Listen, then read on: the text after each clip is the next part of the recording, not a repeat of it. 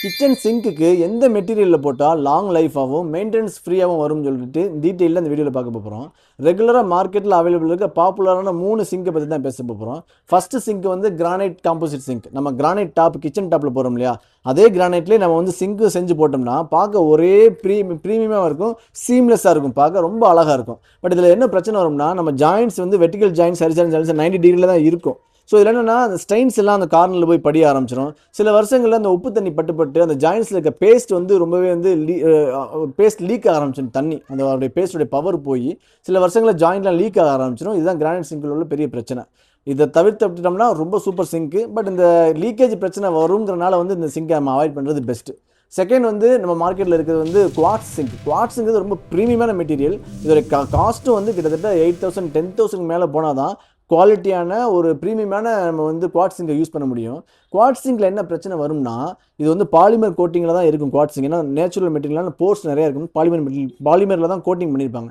சில வருஷங்கள் இந்த பாலிமர் வந்து தேஞ்சிருச்சு அப்படின்னா ஃபுட் ஸ்ட்ரெயின் வந்து படிய ஆரம்பிச்சிடும். அதுவும் வந்து குவார்ட்ஸ் சிங்கில் வந்து மேக்ஸிமம் வந்து ஒரு 4-5 கலரில் தான் வரும். லைட் கலர் 2-3 கலரும், டார்க் கலர் 2-3 கலரும் வரும்.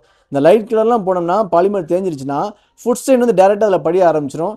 டார்க் கலர் போனோம்னா உப்பு கரை வந்து படிய ஆரம்பிச்சிடும், தெரிய ஆரம்பிச்சிடும். ஸோ சில வருடங்களே பார்க்க பழைய லுக்கு கொடுக்கும். ஸோ குவார்ட்ஸ் சிங்க்ங்கிறது ஒரு ப்ரீமியம் மெட்டீரியல். காஸ்ட்லியாக போய் பாலிமர் கோட்டிங் குவாலிட்டியாக இருந்துச்சுன்னா லாங் லைஃப் யூஸ் பண்ணலாம். அப்போ இன்னொரு பிரச்சனை இருக்குது, ஹாட் பண்ணாமல் டேரெக்டாக வச்சு யூஸ் பண்ணுற பழக்கம் இருந்துச்சுன்னா, அடுப்புலேருந்து டேரெக்டாக சிங்கில் போட்டு கழுவுற பழக்கம் உள்ளவங்க இதை அவாய்ட் பண்ணுறது பெஸ்ட்டு. ஏன்னா டேரெக்டாக ஹாட் பண்ண போட்டோம்னா சில வருடங்களே வந்து கிராக் டெவலப் ஆகிற வாய்ப்புகள் அதிகமாக இருக்குது. ஸோ குவார்ட்ஸ் சிங்கோடைய பிரச்சனை இதுதான். இதை பார்த்துட்டு யோசிச்சு நீங்கள் முடிவு பண்ணிக்கோங்க. தேர்ட் ஆப்ஷன், நம்ம ரெகுலராக யூஸ் பண்ணிக்கிட்டு இருக்க SS304 கிரேடு உள்ள SS sink.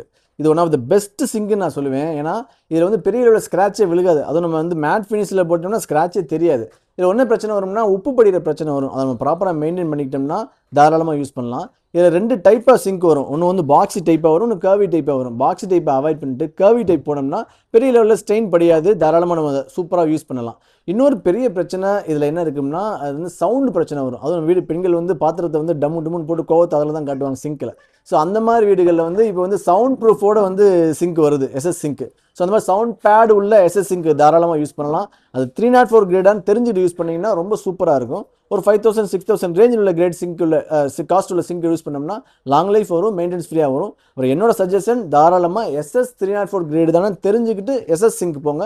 One of the best சிங்காக இருக்கும். அப்புறம் இந்த மாதிரி கன்ஸ்ட்ரக்ஷன் டிப்ஸ் கிடைக்கிறதுக்கு orange building channel subscribe and follow.